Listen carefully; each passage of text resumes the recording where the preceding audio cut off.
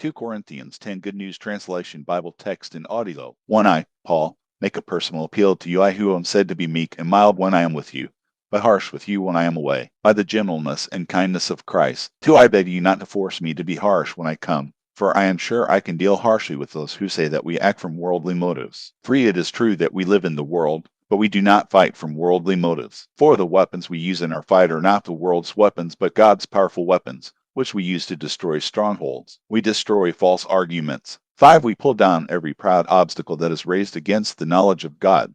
We take every thought captive and make it obey Christ. 6 And after you have proved your complete loyalty, we will be ready to punish any act of disloyalty. 7 You are looking at the outward appearance of things. Are there some there who reckon themselves to belong to Christ? Well, let them think again about themselves, because we belong to Christ just as much as they do. 8 For I am not ashamed, even if I have boasted somewhat too much about the authority that the Lord has given us, authority to build you up, not to tear you down. 9 I do not want it to appear that I am trying to frighten you with my letters. 10 Someone will say, Paul's letters are severe and strong, but when he is with us in person, he is weak, and his words are nothing. 11 Such a person must understand that there is no difference between what we write in our letters when we are away and what we will do when we are there with you. 12 Of course, we would not dare classify ourselves or compare ourselves with those who rate themselves so highly. How stupid they are! They make up their own standards to measure themselves by, and they judge themselves by their own standards.